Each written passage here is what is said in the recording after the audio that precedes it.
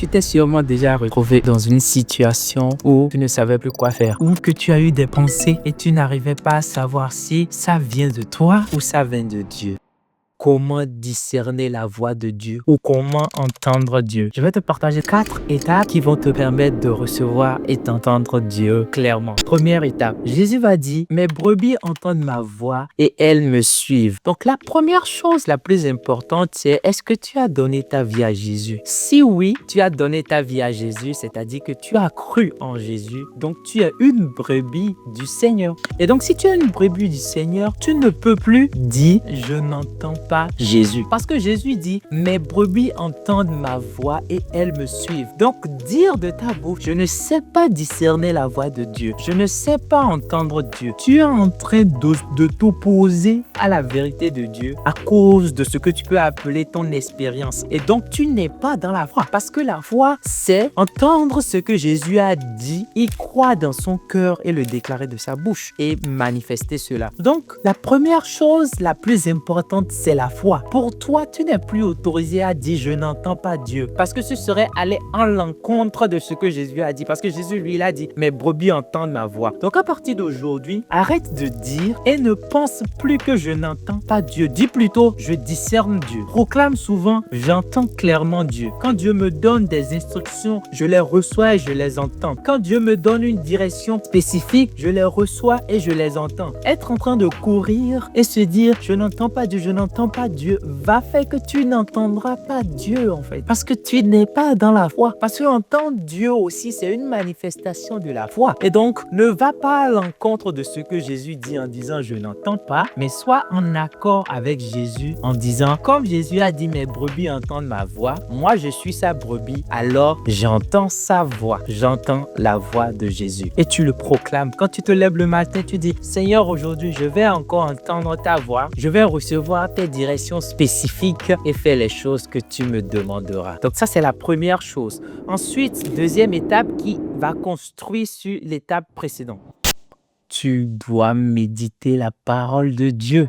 Tu dois prendre du temps dans la méditation de la parole de Dieu. La Bible dit que la parole de Dieu est vivante et efficace, plus tranchante qu'une épée quelconque à 2 tranchants, pénétrante jusqu'à partager âme et esprit, jointure et moelle. Elle juge les sentiments et les pensées du cœur. Donc ici, il parle de la parole de Dieu, le logos. Il dit que le logos juge les pensées du cœur. Le logos juge les sentiments et les pensées du cœur. Quand tu reçois une pensée, de quoi tu as besoin? Tu as besoin du logos pour pouvoir juger est-ce que c'est de Dieu ou pas. Et ça, ce n'est possible que quand tu prends du temps à remplir tes pensées et ton cœur du logos de Dieu. Et le logos, la parole, va devenir active en toi et va commencer par t'aider à le faire. Donc, ce n'est pas juste je regarde une vidéo et c'est fait. Je sais que ça c'est Dieu, je sais que ça c'est pas Dieu. Non, tu dois maintenant prendre du temps seul et méditer la parole de Dieu souvent. Méditer le logos de Dieu et instinctivement, tu sauras dans ton esprit que ça c'est de Dieu, ça c'est pas de Dieu, ça c'est de Dieu, ça c'est pas de Dieu. En fait, c'est le logos qui travaille en toi. Mais si tu ne médites pas la parole de Dieu au quotidien ou souvent, le logos ne pourra pas s'activer. Parce que quand Dieu te parle, ce n'est pas quelque chose d'extérieur qui vient à toi. Donc, tu ne vas pas prendre une sorte de filtre extérieur pour pouvoir manipuler ou calculer ou discerner. Non, c'est en toi que s'active un truc intérieur que Dieu a mis en toi qui va t'aider à faire cette distinction. Et cette chose, c'est la parole de Dieu qui s'appelle le logos de Dieu. Voilà pourquoi l'apôtre Paul va dire que les paroles de Christ demeurent richement en vous. Quand les paroles de Christ sont richement en toi, ils vont activer en fait en toi, dans ton esprit, cette capacité de discernement. Donc prends beaucoup de temps dans la méditation de la parole de Dieu.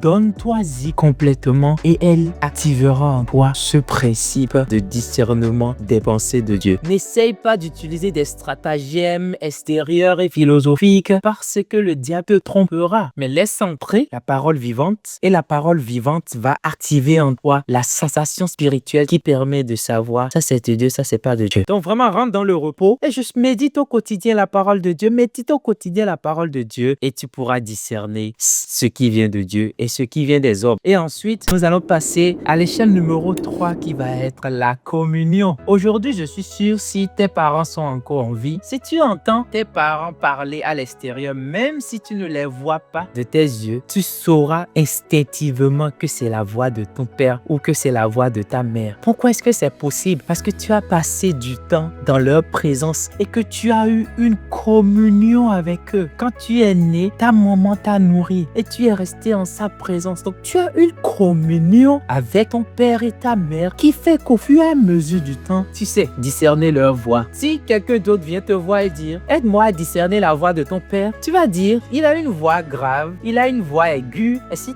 Mais ces caractéristiques ne seront pas suffisantes pour que cette personne puisse savoir à chaque fois que c'est ton père ou c'est ta mère. S'il entend des voix aiguës, il va dire c'est peut-être ton père. S'il entend des voix graves, il va dire c'est peut-être ta mère. Mais parce que tu as une communion avec ton père et ta mère, tu discernes leur voix. Et c'est ça le troisième palier. Tu dois avoir une communion avec Dieu. C'est ce que Jésus est venu restaurer aussi. La communion avec Dieu. Et comment développer une communion avec Dieu? C'est par le Saint-Esprit. C'est pour ça que l'apôtre Paul dit que la communion du Saint-Esprit soit avec vous. Donc, apprends à communier avec le Saint-Esprit. Prends du temps dans ta journée, prends du temps dans tes semaines où tu te retrouves seul dans le silence et tu communies avec le Saint-Esprit. Comment tu le fais? Tu pries en langue, tu adores, tu pries en langue, tu loues, tu pries en langue, tu loues et tu te tais. Si tu n'as pas reçu le don de la prière en langue, alors tu adores, tu adores, tu adores, tu lis des cantiques, tu chantes et après tu te tais et tu entends. Dans ce moment, il va se produire quelque chose d'extraordinaire, ce qu'on appelle cette communion, et tu vas commencer par facilement discerner la voix de Dieu. L'échelle 4,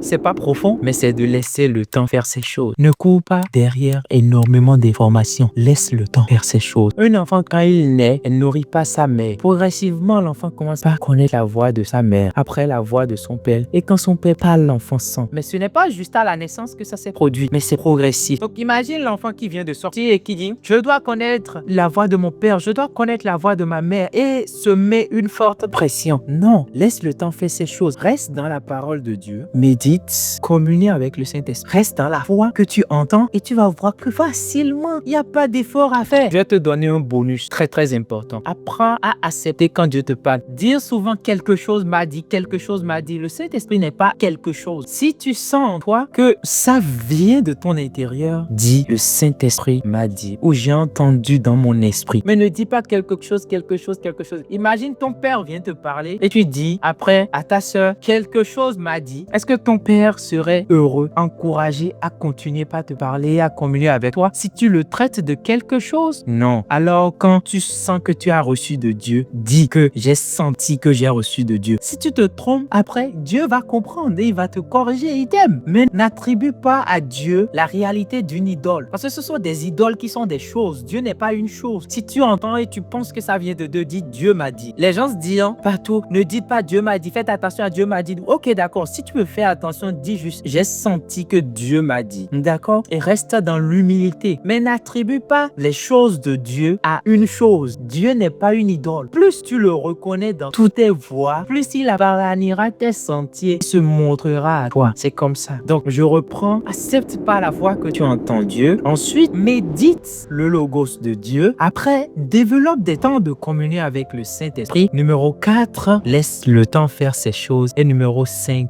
reconnais quand tu sens que c'est Dieu qui te parle et n'attribue pas ce qui est à Dieu à une chose. Et le Seigneur te gardera. Je prie pour toi, Père, dans le nom de Jésus. Je commande maintenant à tout esprit d'incrédulité qui t'empêche de recevoir et d'accepter les pensées de Dieu. Je t'ordonne maintenant, esprit d'incrédulité, dégage de sa vie dans le nom de Jésus. Père, merci de remplir mon frère, ma sœur, de ta douce présence, de ta parole et de tes pensées, afin qu'il soit ou qu'elle soit rempli de la conscience de ta réalité et de tes pensées et de ta voix dans le nom de Jésus. Amen. Et la chose la plus importante, tu le sais, c'est que tout tourne autour de Jésus.